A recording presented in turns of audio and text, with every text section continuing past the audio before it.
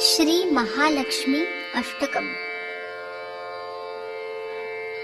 नमस्तेस्तु महामाये श्रीपीठे सुरपूजिते, शङ्खचक्र गदाहस्ते महालक्ष्मी नमोऽस्तुते।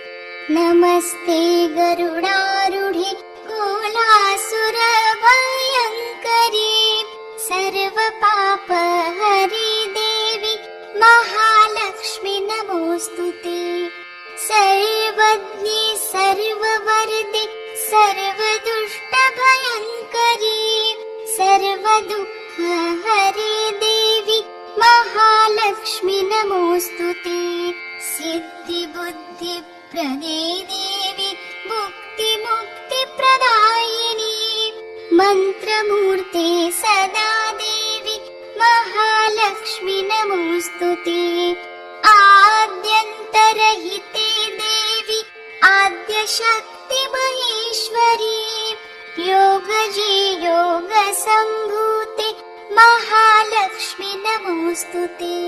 स्थूल सूक्ष्म महारौद्रे महाशक्ति महोदरे, महापाप हरे देवी महालक्ष्मी नमोऽस्तुते।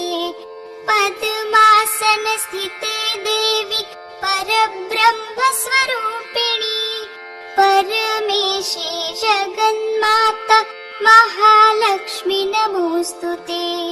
श्वेताम्बरधरे देवी नानालङ्कारभूषिते, जगत्स्थिते जगन्माता महालक्ष्मी नमोऽस्तुते। महालक्ष्म्यष्टकं स्तोत्रम् यः पठेत् भक्तिमान् नरः, सर्वसिद्धिमवाप्नोति राज्यं प्राप्नोति सर्वदा।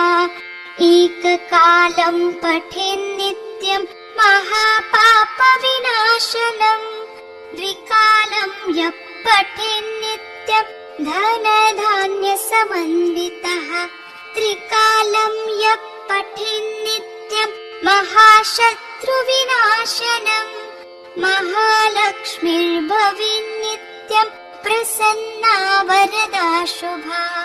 महालक्ष्मी नमोऽस्तुते। आदिशक्ति नमोऽस्तुते। महालक्ष्मी नमोऽस्तुते।